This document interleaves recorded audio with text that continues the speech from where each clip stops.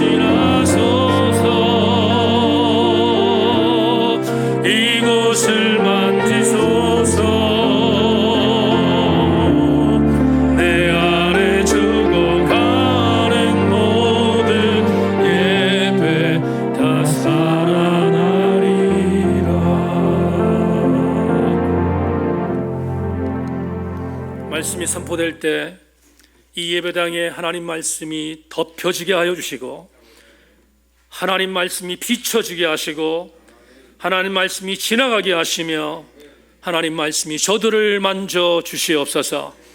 오늘도 말씀을 함께 대언할 때 전하는 종도 듣는 우리도 은혜 안에 띠띠워지게 하여 주시옵소서. 예수 그리스도 이름으로 기도 올리옵나이다. 아멘. 한 번 더 인사합니다. 말씀에 기대를 거십시다. 인사하겠습니다.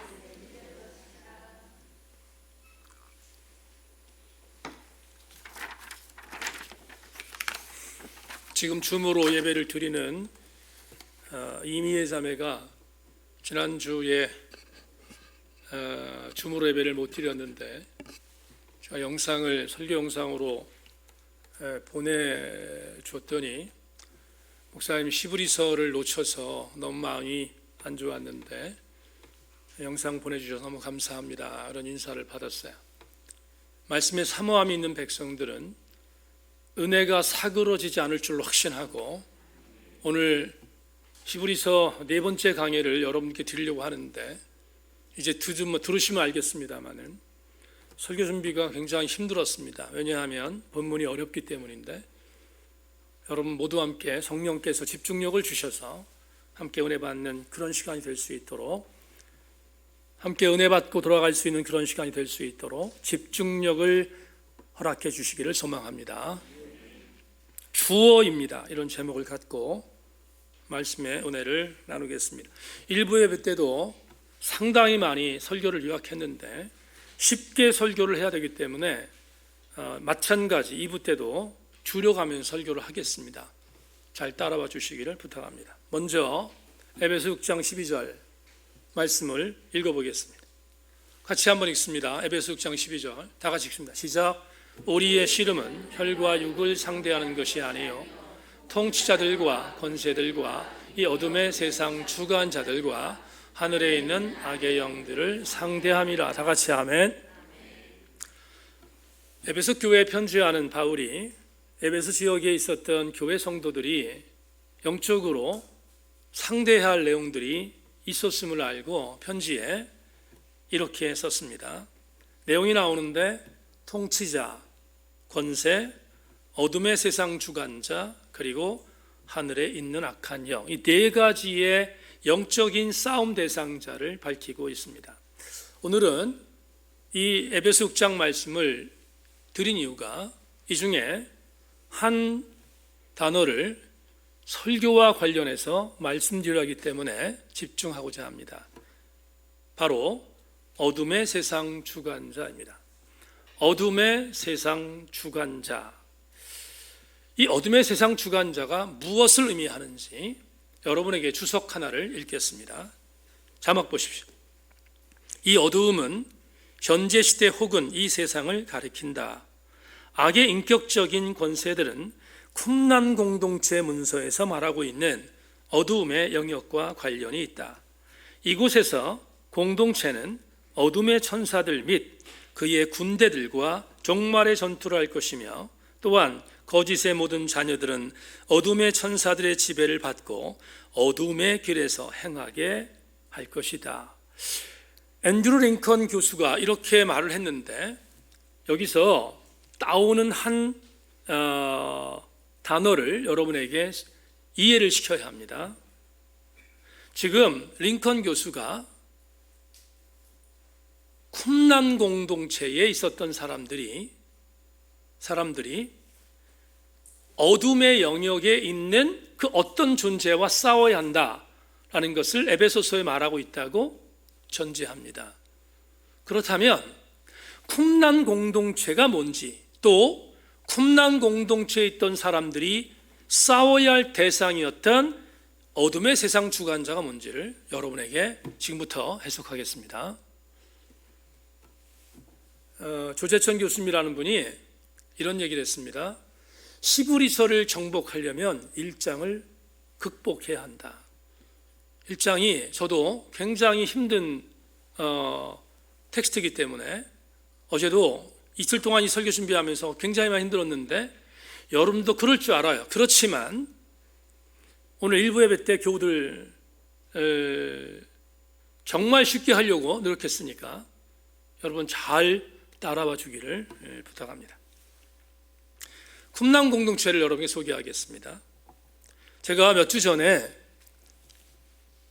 히브리서라는 이 설교문, 이 편지라고 할 수 있겠지만 설교문이 옳습니다. 이 설교문의 독자들 누군가를 소개하면서 거스리 교수의 한 주석을 소개한 적이 있죠. 다시 한번 복귀하겠습니다. 히브리서의 수신자들, 즉 독자들은 실제로 천사를 숭배하던 골로새 사람들과 비슷한 그룹이나 이전에 천사들을 아주 높게 평가하던 쿰란 공동체의 영향 아래 있었던 그룹에 속해 있었을 수도 있다. 여기 쿰란 공동체가 나왔습니다. 조금 전에 앤드루 링컨 교수도 얘기했습니다. 쿰란 공동체 얘기 나왔습니다. 지금부터 설명할게요.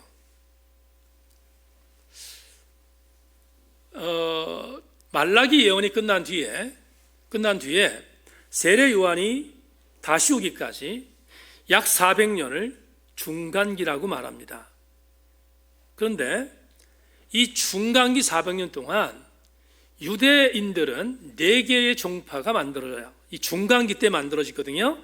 4개의 종파가 만들어지는데 여러분 너무 잘 알고 있는 가장 기득권 주류는 바리새파입니다. 아시죠? 바리새파. 두 번째, 또 하나 예수님으로부터 혹독한 정죄를 받았던 사두개파가 있습니다. 사두개파. 그리고 예수님의 제자들 중에서 시몬, 그리고 추측합니다. 예수님 팔았던 가룟 유다까지 포함해서 이들이 소속되었을 것으로 추측하는 칼을 들고 로마와 싸워야 한다는 분파가 생겼는데 바로 열심당원입니다. 열심당원들은 폭력을 동원해서도 독립을 쟁취해야 된다고 생각했던 그룹입니다. 마지막 네 번째는 사두개파와 바리새파에 비해서 소수예요. 그리고 참 주목할 것은 예수님 복음서에서 사두개파와 그리고 바리새파는 맹렬하게 공격하셨잖아요. 근데 똑같은 유대 종파 중에서 이 파가 있었는데 이 파는 정죄하지 않으세요. 거론하지 않으세요. 그 파가 바로 에세네파입니다. 그런데 이 에세네파를 오늘로 말하면 이렇게 말할 수 있어요. 기드온파? 조금 비약인지 모르겠습니다만은 사두개파와 바리새파가 세속화되었다는 것을 경계하고 유대 신앙을 지키기 위해서 유대적인 정신을 사수하겠다고 해서 외진 곳에, 거기 쿰란이라고 하는데 쿰란이라고 하는 광야로 들어가서 동굴 생활을 했던 유대의 영성 분파가 에세네파예요. 근데 그들이 거하고 있던 장소가 쿰란이라는 지역이었기 때문에 그들을 뭐라고 말하냐면 쿰란 공동체에 있었던 그룹이다 이렇게 계속 하는 거예요. 자, 그러면 오늘 이제 쿰란 공동체를 여러분에게 소개하겠습니다. 이 쿰란 공동체, 이들이 어떠한 그런 사상을 갖고 있었는지 역시 신학자 한 명의 해석을 여러분에게 읽어드리겠습니다. 김판인 교수의 글을 여러분 읽겠습니다. 따라오십시오. 자막으로 쿰란 에세네파 사람들은 마지막 심판이 머지않아 행해질 것이고 그러므로 종말 심판에서 구원받기 위해 준비를 해야 한다고 가르치며 경건한 생활을 하던 사람들이라고 할 수 있다. 마지막 때에 대한 준비는 성서 연구이며 이는 하나님 뜻대로 살기 위한 기초로 보는 것이다. 이들은 입회를 위한 엄격한 시험 과정이 있었고 공동체 생활을 위해 재산과 노동력, 정신력이 요구되었다. 이들의 경건 생활은 노동과 공동 식사, 그리고 식전에 행하던 침수 예식 등에서 찾아볼 수 있다. 이런 에세네파 사람들의 생활은 겉보기에 기독교 초기 공동체의 모습과 유사한 인상을 주기 때문에 이 두 공동체의 비교 연구는 기독교 본질과 특징을 이해하는 데 도움이 된다. 부연할게요.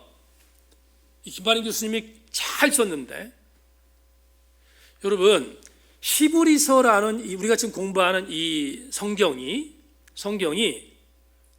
주 60년대에 로마에 있었던 어떤 교회에서 신앙생활하고 있었던 사람들이라고 첫 번째 강의 때 말씀드렸어요.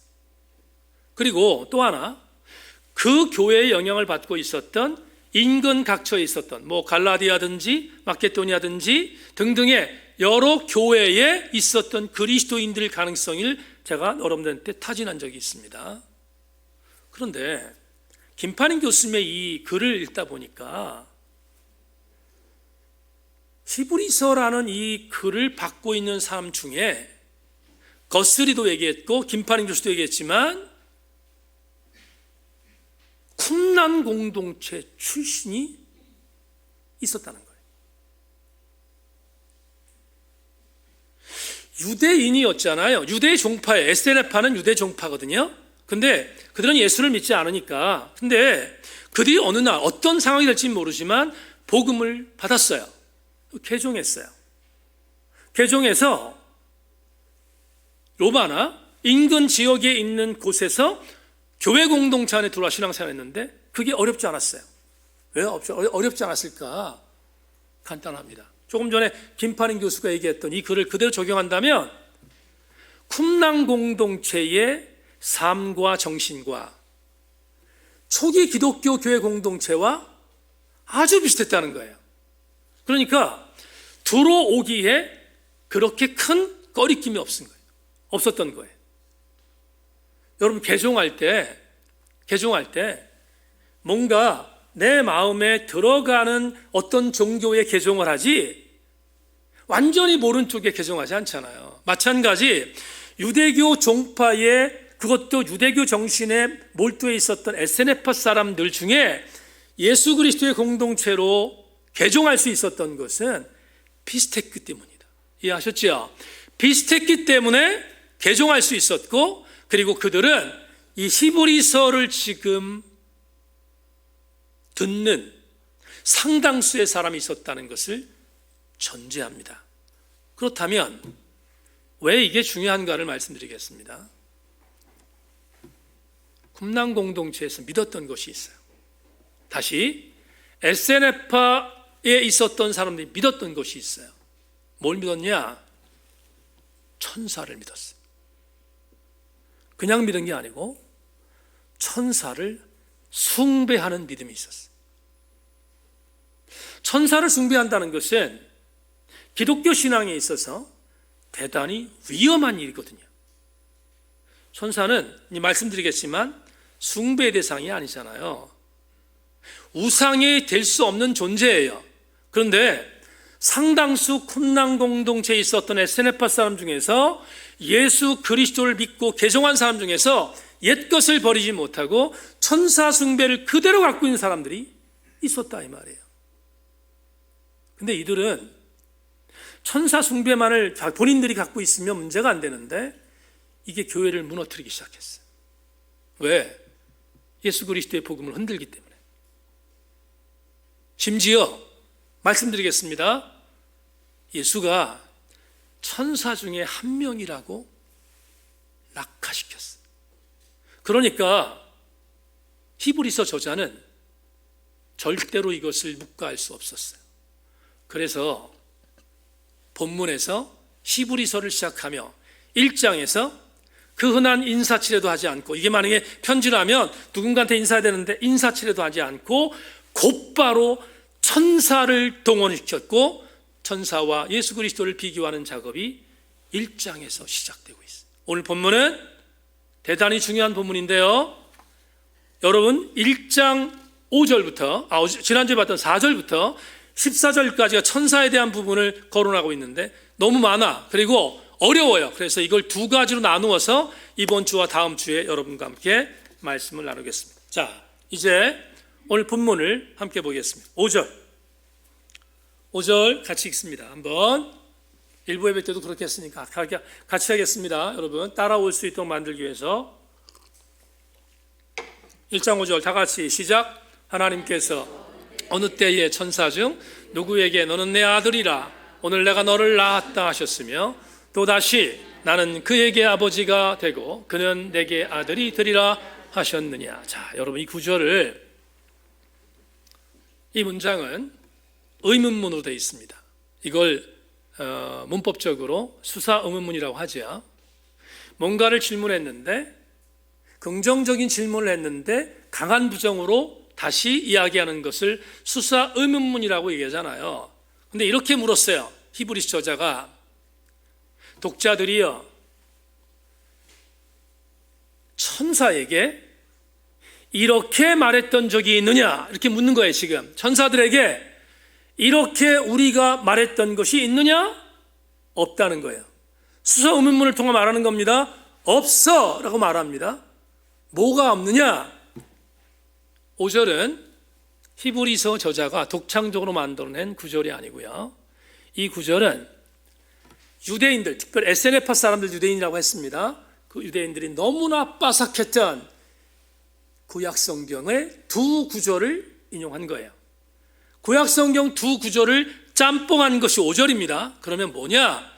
구약 성경 시편 2편 7편과 사무엘하 7장 14절로 16절 말씀을 묶은 것이 5절이에요. 그러면 우리는 5절을 해석하려면 구약 성경을 알아야 되겠죠. 여러분에게 구약 성경을 소개하겠습니다. 시편 2편 7편 7절. 내가 여호와의 명령을 전하노라. 여호와께서 내게 이르시되 너는 내 아들이라. 오늘 내가 너를 낳았도다. 우리 너무나 잘 아는 구절이죠. 자, 이 구절을 언제 사용하는가? 따라오십시오. 이 구절은 다윗 왕과 다윗 왕의 후손들이 왕위를 계승했잖아요. 다윗, 솔로몬으로, 그리고 르호보암으로 이어지는 다윗의 계보가 있습니다. 왕의 계보가 있습니다. 근데 시편 2편 7절은 다윗에서 솔로몬으로, 솔로몬에서 르호보암으로 이렇게 이어지는 이스라엘의 남유다의 왕들이 왕으로 등극할 때, 왕으로 세워질 때 왕에게 왕의 모자를 씌웁니다. 우리 조선시대도 그런 거 했던 것처럼 왕의 모자를 씌우잖아요. 근데 그 모자를 씌우는 것을 뭐라고 하냐면 대관식이라고 합니다. 시편 2편은 이 7절이 포함된 시편 2편은 왕에게 모자를 씌워주는 대관식 때 불렀던 노래예요. 대관식의 노래라고요. 그러면 시편 2편 7절에서 다시 시편 2편 7절에 내가 여호와의 명령을 전하노라. 여호와께서 내게 이르시되 너는 내 아들이라. 오늘 내가 너를 낳았도다 했을 때 너는 누구냐?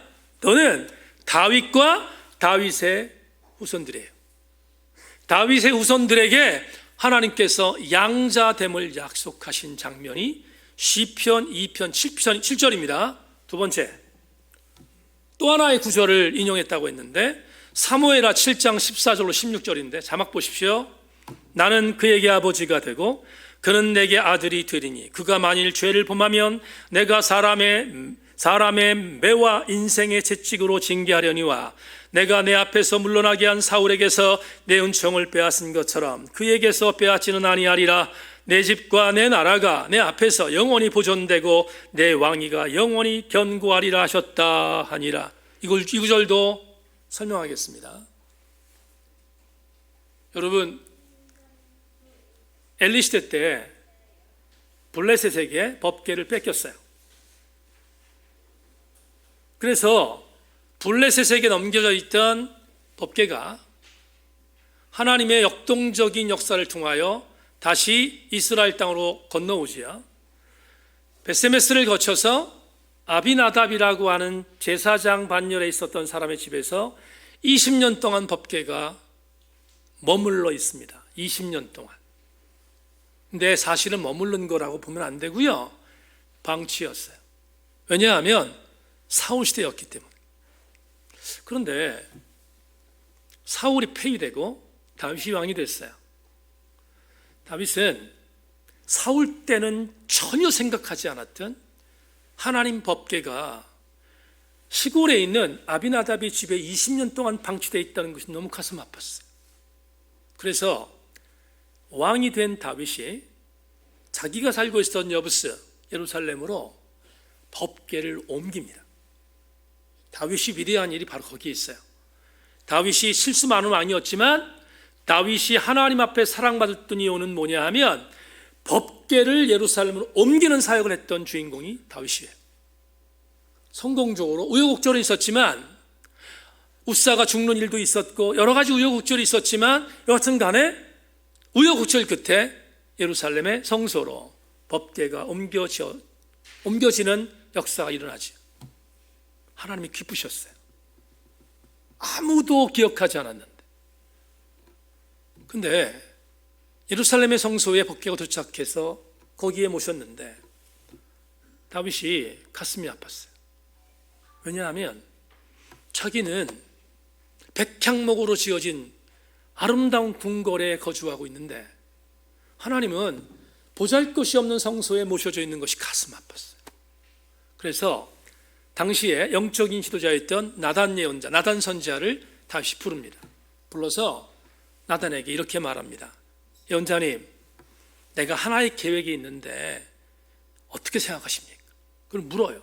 그게 뭐냐 하면 이렇게 말합니다. 선지자님, 내가 이렇게 좋은 집에서 살고 있는데 하나님은 엉망진창의 성소에서 모신 게 가슴 아픕니다. 내가 성전을 건축하고 싶은데 어떻게 생각하십니까? 그러자 나단이 마음이 기뻤지 않았겠어요? 그래서 하나님께 직고합니다. 하나님, 다윗이 이런 마음을 갖고 있네요. 근데 하나님도 아셨어요. 너무 기뻤어요. 그래서 그날 밤에 나단에게 하나님이 오십니다. 오셔서 나단에게 오라클이라고 하는데 신탁을 주세요. 하나님이 직접 신탁을 주십니다. 근데 그 신탁의 내용이 뭐냐 하면 여러분에게 읽어드린 사무엘 7장 14절 16절이에요. 하나님이 얼마나 기뻤겠어요? 근데 이렇게 말씀합니다. 나단아, 가서 전해라. 다윗의 마음이 참 예쁘구나. 그런데 다윗은 내가 거할 성전을 지을 수 없어. 피를 많이 흘렸기 때문이야.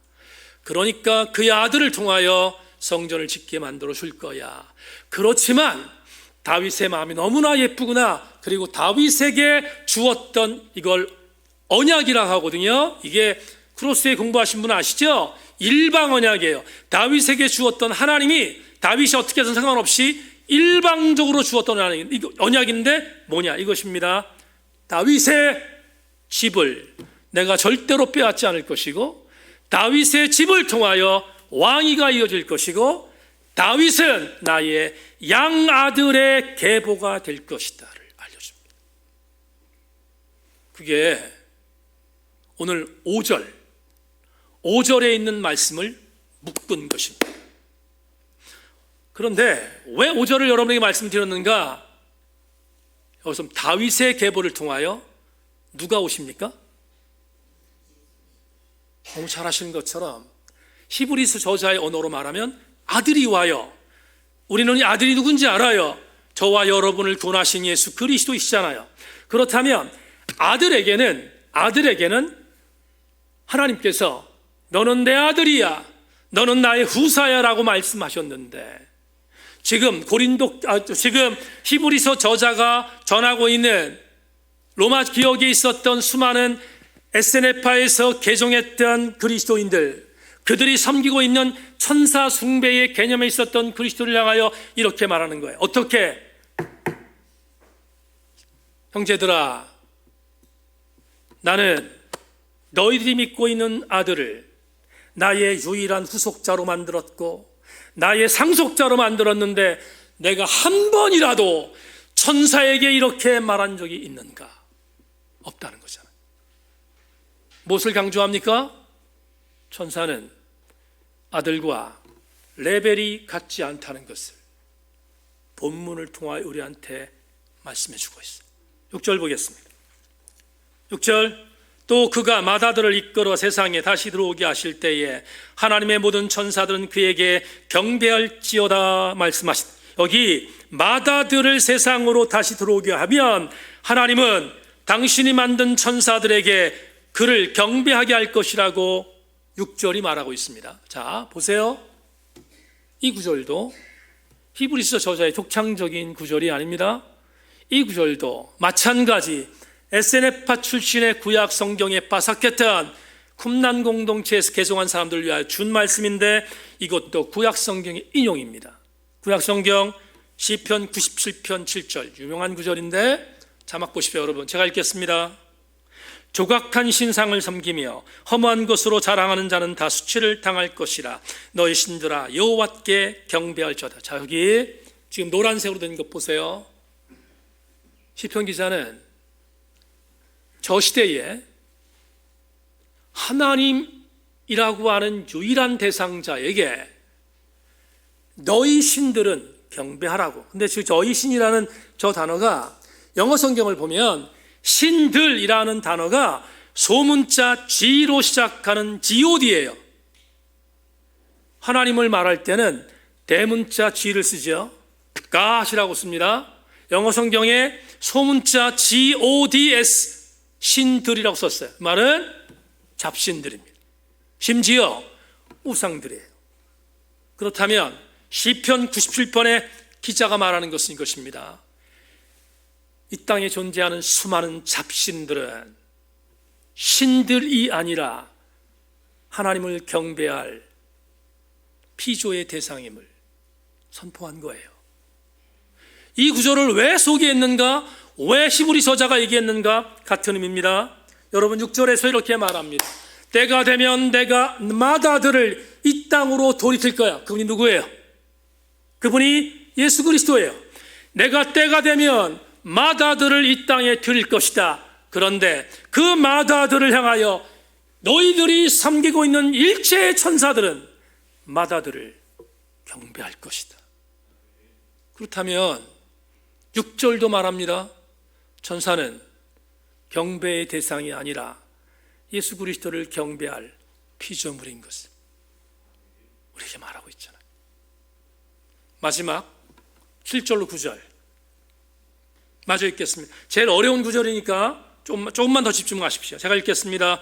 또 천사들에 관하여는 그는 그의 천사들을 바람으로 그의 사역자들을 불꽃으로 삼으시느니라 하셨으되 아들에 관하여는 하나님이여 주의 보좌는 영영하며 주의 나라의 균은 공평한 균이니라. 주께서 의를 사랑하시고 불법을 미워하셨으니 그러므로 하나님 곧 주의 하나님이 즐거움에 기름을 주께 부어 주를 동류들보다 뛰어나게 하셨도다 하였고. 무슨 말입니까? 여러분 이 구절도 히브리 서자의 독창적인 구절이 아닙니다. 역시 구약성경의 인용입니다.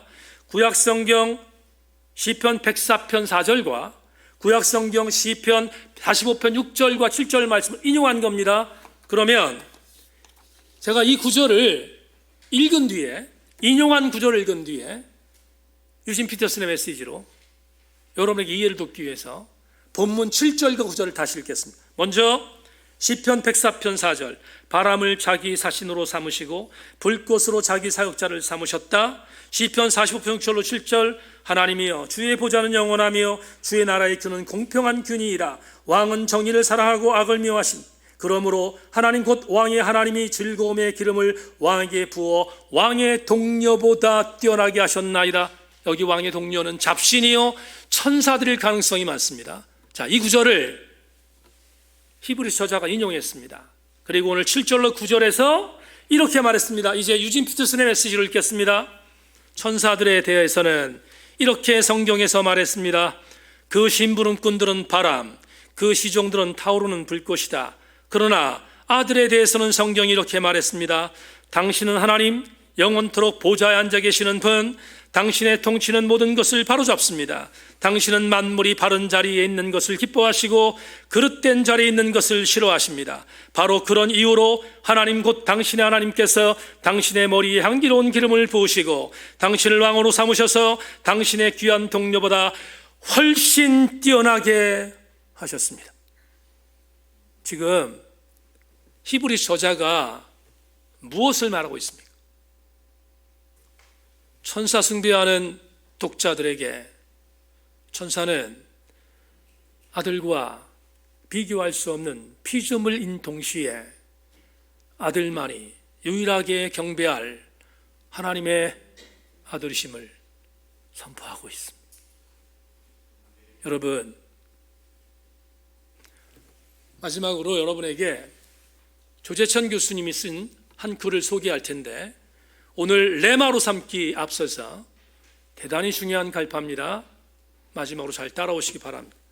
구약 성경 내에서 천사는 부분적으로 신적 속성과 능력을 지니지만 어디까지나 하나님의 전령 종으로서 종속적인 지위에 있다. 그런데 히브리서 독자 중에 유대교 신앙, 즉 전통적인 구약 성경의 유일신간으로 돌아가려는 사람들이 있었던 것 같다. 그들은 그리스도를 천사 중 하나로 치부하려 했던 것 같다. 또 한편 사회공동체 문서들과 알렉산드리아 유대교 문헌들은 천사를 메시아적인 존재로 상정하거나 메시아보다 뛰어난 중보적인 존재로 그리기도 한다. 일부 그리스도인들은 이런 대중사상에 휩쓸리고 있었다면 저자는 각별한 경계심을 가지고 천사가 그리스도보다 열등한 존재임을 역설하고자 했을 것이다. 히브리서 저자가 오늘 장에서 강조하는 것은 이것입니다. 천사를 숭배하는 신자들이여, 숭배하지 말아라. 천사는 숭배의 대상이 아니라 천사는 아들이신 예수 그리스도를 경배할 대상임을 우리에게 알려주고 있습니다. 여기까지가 천사에 대한 담론 첫 번째의 메시지입니다. 그러면 주 1세기에 쓰여진 오늘 본문을 21세기 10월 24일 날 우리 세인교회 성도들은 이 말씀을 어떻게 적용해야 될까? 오늘 설교의 레마입니다. 자막 보겠습니다. 세인의 지체 여러분, 예수 그리스도는 내 신앙의 주어가 되어야지 목적어나 보호가 돼서는 안 됩니다. 다시 한 번만, 예수 그리스도는 저와 여러분의 신앙의 주어가 되어야지 목적어나 보호로 전락시켜서는 안 돼요. 무슨 말인지를 성경적 내증을 갖고 여러분에게 이해를 시켜드리겠습니다.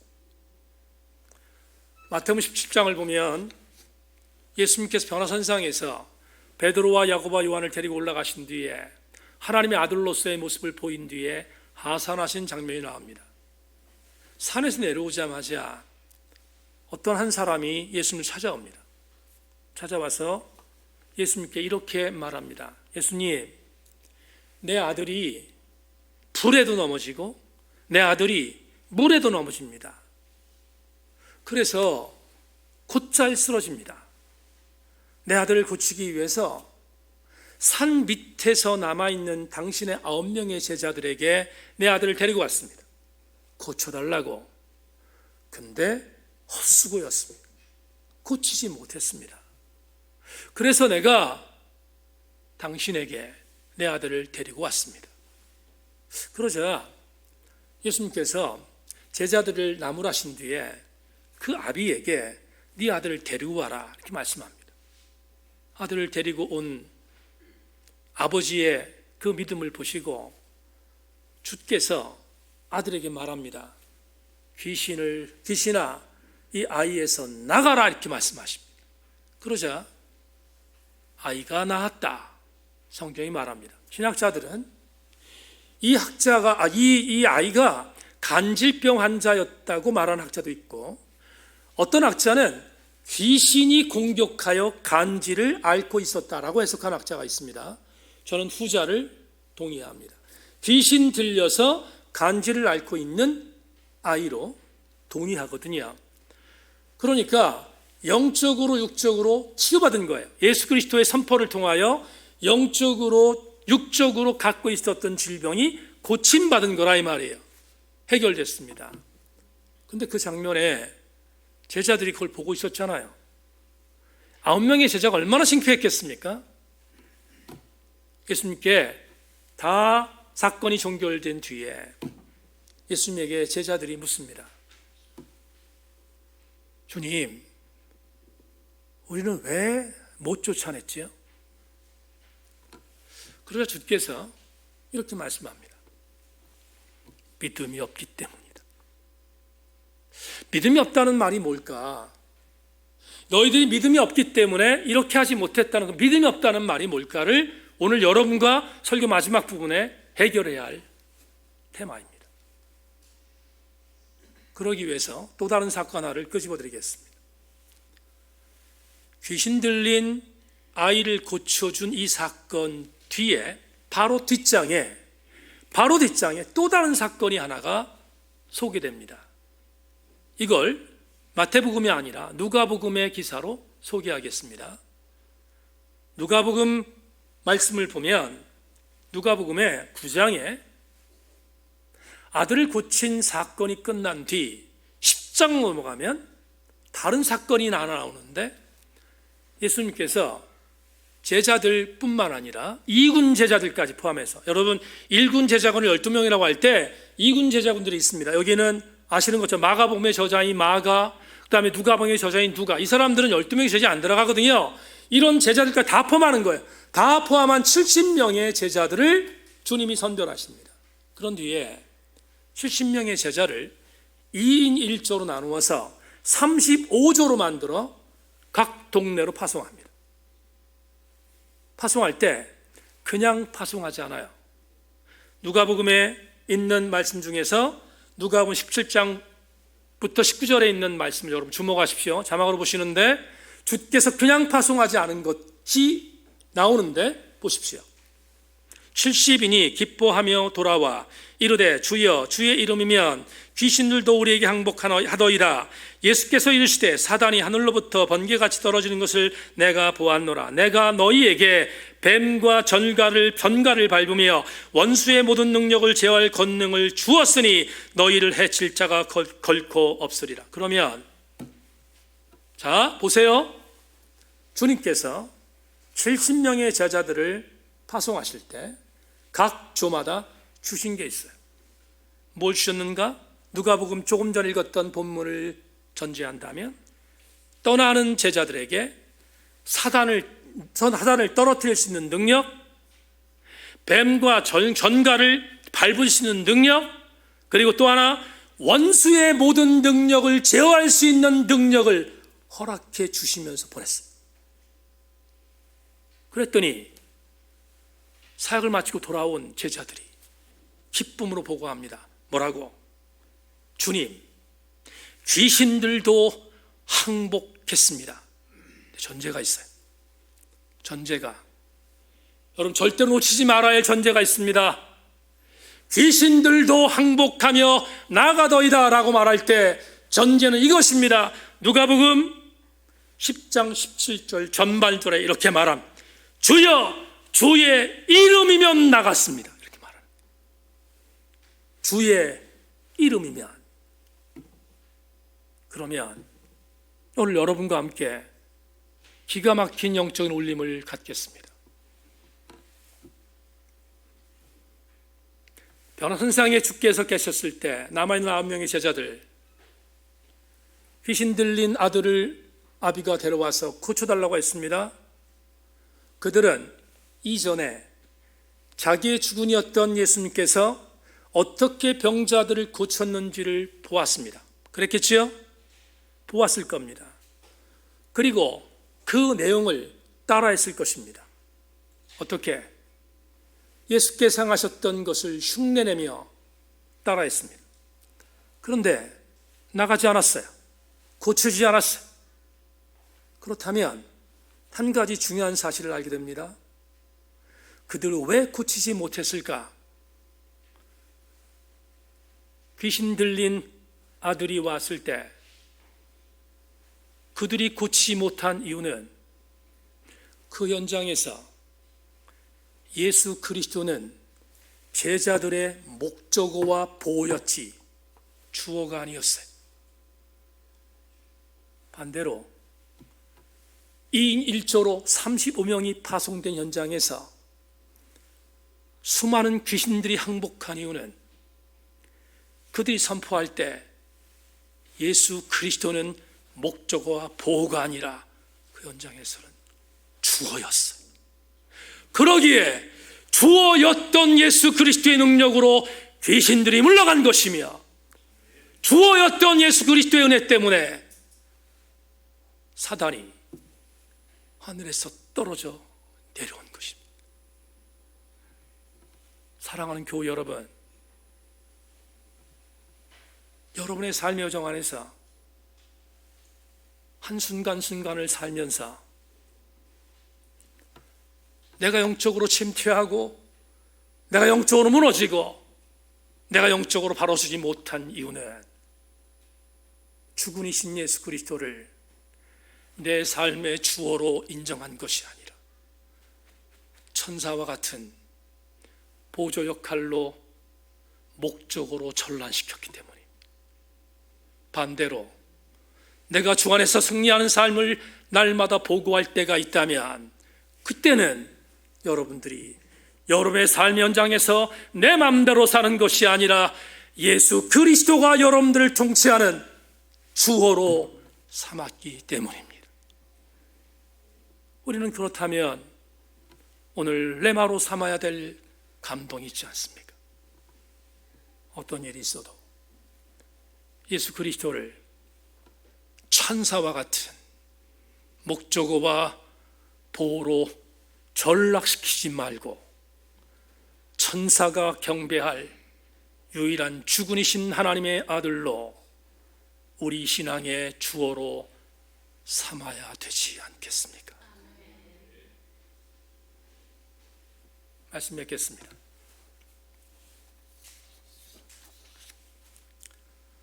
몇 주 전에 아내가 고등학교 동기 동창들과 만남이 있어서 다녀왔습니다.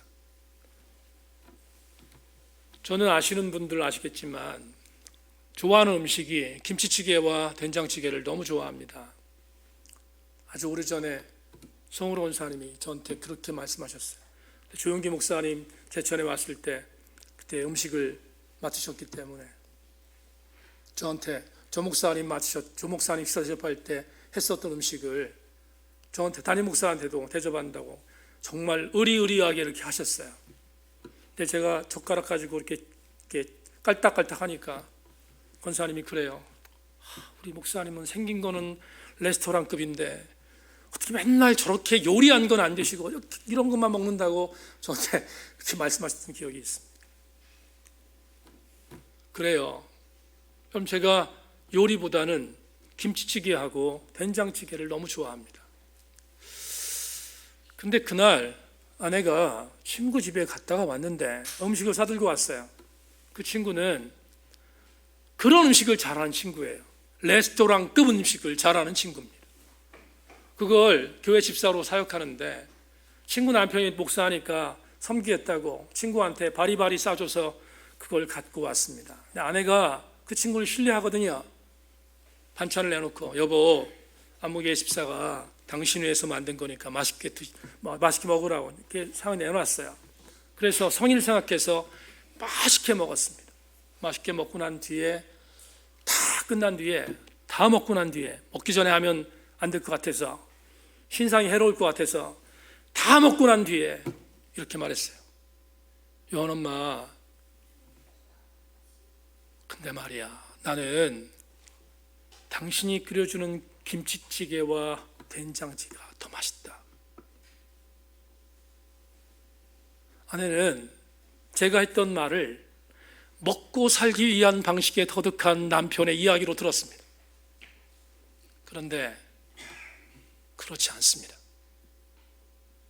제 말은 진정성이 있습니다.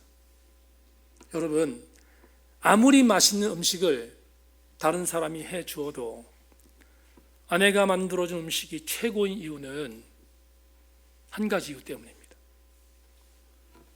아내는 제가 사랑하는 대상 중에 주어이기 때문입니다.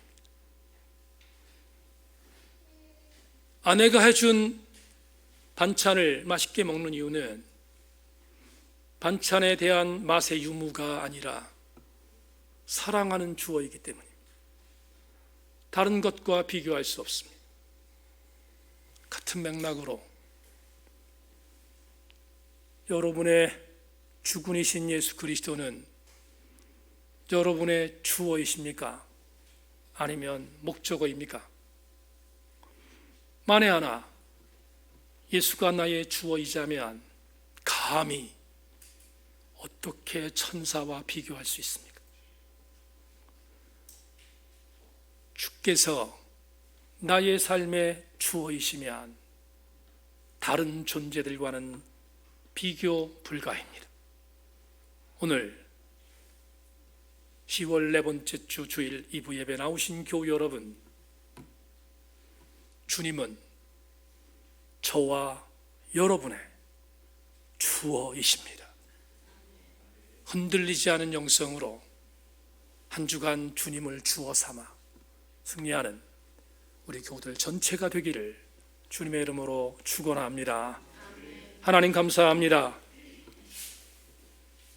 말씀을 나누었습니다.